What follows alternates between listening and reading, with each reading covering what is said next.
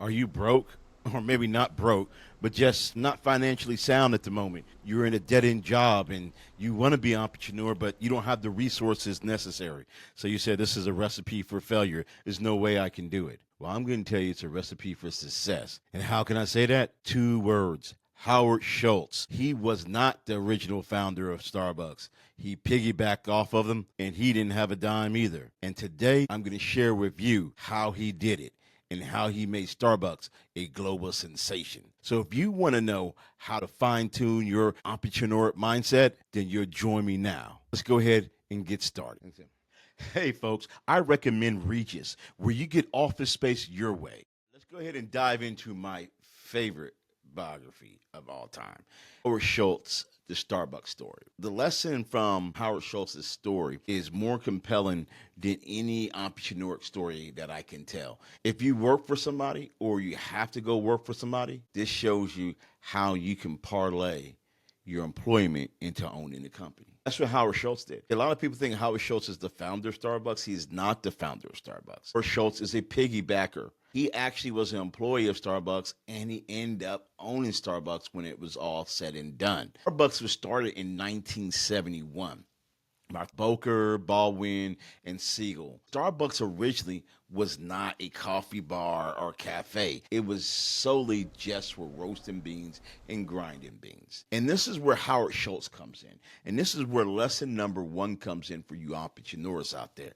You might feel like you're stuck at a job. You might feel like you don't have the resources, so you got to go work, or you have to be under someone else's tutelage. Let me explain to you exactly how you can become the king of the castle when you once were the servant. Schultz, being from Brooklyn, New York, how you go from Brooklyn to Seattle, I don't understand that one, but he was from Brooklyn, New York, from Canarsie neighborhood. Howard Schultz ended up working for Starbucks because he found a flaw within in their company, and he gave them recommendations on it. And they were so impressed that they hired him as director of marketing. He enjoyed his job, like most of us do.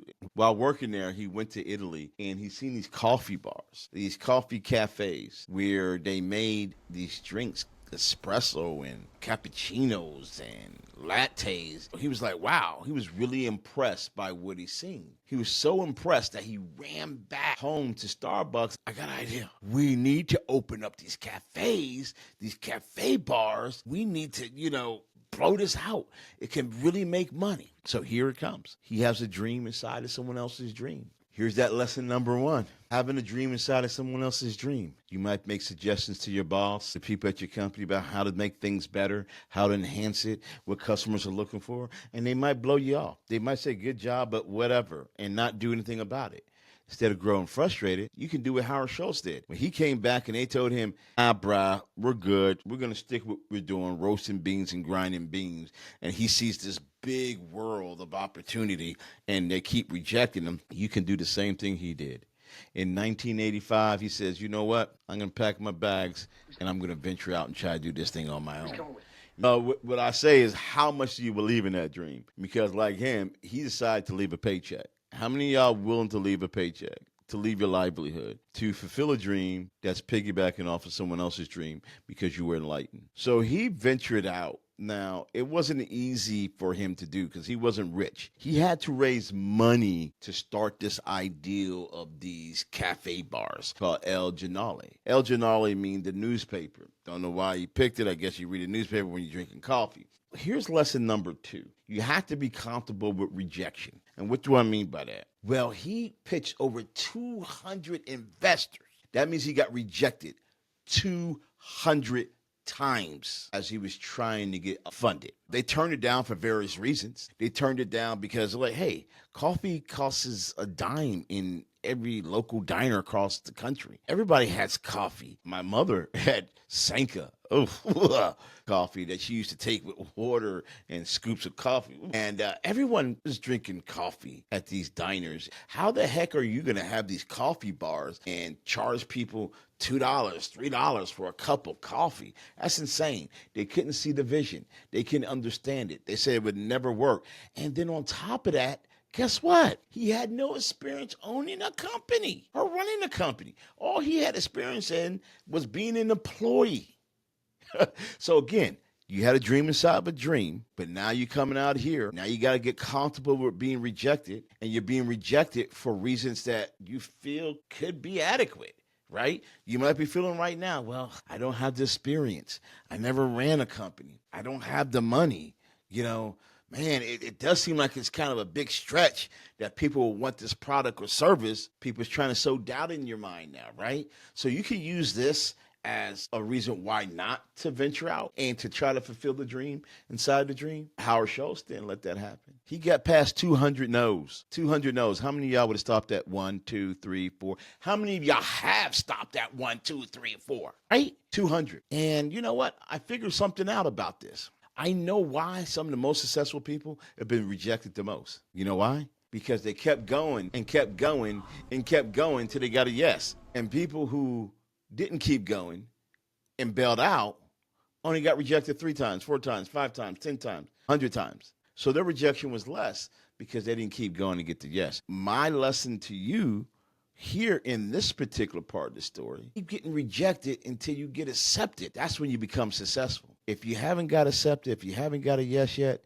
then you haven't reached the point of exhaustion yet, because that's how people become successful, getting as many no's as possible. I know that sounds crazy. Howard Schultz eventually found a small group of believers. You have to find your believers. They gave him the money to start El Ginoli. El Ginoli became a sensation. It was a success. He was thriving. Things were good. When things are rocking and rolling, and you're in your purpose, fulfilling your dream, you pass the barriers of no to yes, doors open up for you. I'm going to tell you, doors open up for you. I'm going to tell you what happened with Howard Schultz. 2 years of starting El Ginoli, Starbucks itself decided to sell. That's right. The company decided, oh, we're going to sell. Think about this now. Did this man not come to them and give them an idea of how they can expand and be great and to be bigger? And they didn't listen, and he ventured out on his own. Now they're in a position where, okay, we're just going to go ahead and sell for whatever reason. Maybe they weren't being as successful. Maybe they kind of, ran their course, but they were selling. And guess who was there to be in position to buy? That's right, Howard Schultz. So wouldn't some of you guys like to be in a position of leaving your company, following your dream inside of a dream, getting past the no barrier, and then being successful with your venture, and to be able to turn around and buy your old company? Hey, I know what happened if you guys do that. You'll probably fire a majority of management. But this would be unbelievable. This is exactly what Howard Schultz was able to do. He had to get investors in order to muster up even more money, but it was no problem because he now was proven with El Ginoli. So these investors poured the money in, and he bought Starbucks. He changed El Ginoli to Starbucks. And this was the birth in the beginning of Starbucks being a coffee cafe, coffee bar, serving these specialty drinks. Now he is the founder. Howard Schultz became the founder of what we call the modern day Starbucks. So in case you're trying to keep up with the lessons, number 1, you can have a dream inside of a dream, so don't feel stuck. 2, get comfortable with rejection because you got to get past the no barrier. 3, opportunities will come to you if you're in your purpose and you continue to stay on your grind. Here comes lesson number 4. He could have been happy with El Ginoli being a success. He could have been happy with being able to purchase Starbucks, but he wasn't just happy and satisfied with that. So lesson number 4, don't get comfortable with success. You should always be looking to level up. He wanted to take Starbucks and make it something national and eventually global. Why would he get stuck with just keeping it there in that region of the country? He's from Brooklyn, son. So why wouldn't he take it to Brooklyn? Why wouldn't he take it to Georgia? Why wouldn't he take it to Texas? That's what he wanted to do. Some people say, hey, man, you're doing good. You're making money. You're living a good life. Why would you risk it all? See, that's the difference between an entrepreneur and a person who just wants a paycheck. I always argue that with people. Are you in it for a payday or are you in it for a paycheck? And Howard Schultz was in it for a payday, not a pay check. And that's what you have to be able to evaluate with your life and with anybody you're in business with. He needed to expand. He needed to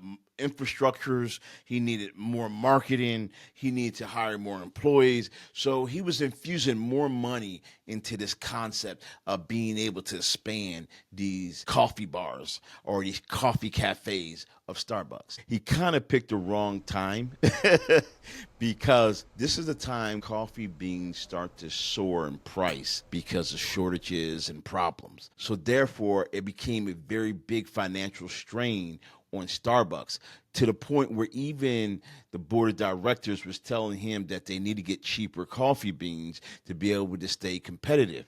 And Howard Schultz wasn't hearing none of this, man. He says high quality beans is what Starbucks has always been about. We're going to stay that way. We're not going to change. He would not compromise the integrity of Starbucks at all, to the point that he was so stubborn that the board wanted to oust him. And this man went through some heavy times where he even broke down in tears at times because they wanted him out, because they lost confidence in him. Now, how do you lose confidence in the person who brought you the idea originally, who proven it on a smaller scale, and who turned around and put money in your pocket, allowing you to come in to be an investor? Now you want to tell him that we don't believe in you? That was insane. Well, Howard Schultz did a very good job in convincing them to stay the course. He found ways to reduce costs in other areas that would not compromise them. So, lesson number 5. You're going to have to adapt. Some things you're going to have to throw out, but never throw out your quality. Something Howard Schultz told the board: do not forfeit our long-term vision for short-term gain. Now, I want y'all to remember that. Do not forfeit long-term vision for short-term gain. As the story moves on, we know Starbucks became a success, and that what Howard Schultz was telling the board of directors was actual and factual, that it became a nationwide and a global sensation because they stuck with him and they believed in him. Wow, isn't it amazing how if we listen to the person with the vision and the person with the passion, that it actually can work, that the bean counters, not the coffee bean counters, but the bean counter, the money people, aren't the people who know what they're talking about. They're only worried about a nickel and a dime. They're not worried about the vision. He had the vision. So sometimes people aren't going to get your vision, but you got to be able to relay it to them, and you got to be able to stay on top of it. Now, Starbucks has went through so many different transitions. You know, he left the company in 2002, I believe. He came back in 2008 and then left. I think he recently came back 2023, if I'm not mistaken. The company's been through a lot of different transformations. But the last lesson I want to give you is people. What do I mean by that? Howard Schultz invested in his people. The only way the company can grow is his people. If you had a dream inside of another dream, which means that you work for another company and they didn't listen to you, they didn't value you, then you know how important it is to invest in your people. And that's what Howard Schultz did. He invested in his people. And how did he do this?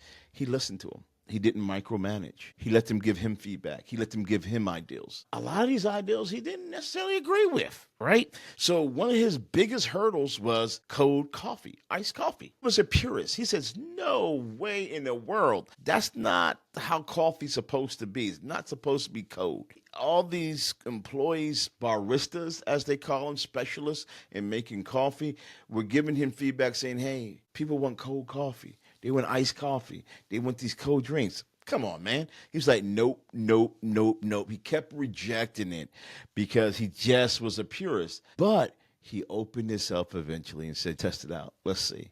And voila, we know what happened, right? This is how he got his partnership with Pepsi, and he started having Frappuccino and all these cold coffee drinks. And then they introduced flavors into these coffees. Then it was off to the races because he listened to his people. It increased profit. It increased market share. Starbucks became bigger and more of a sensation because he listened to his people.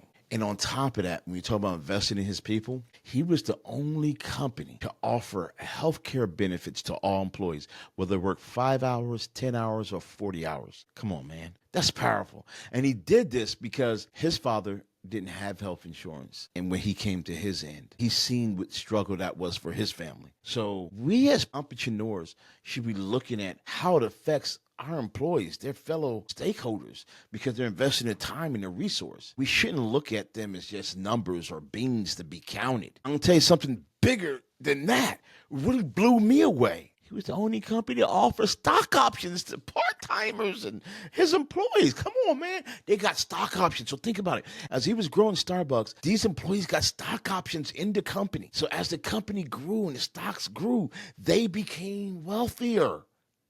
Bruh, this is powerful. This is a powerful lesson. I think all employers should do this. I think if you do that, then everybody got skin in the game and you'll get the greatest production. But I think it's greed that prevents us from doing it. So I want to give you the lesson here. Invest in your people. Don't be greedy.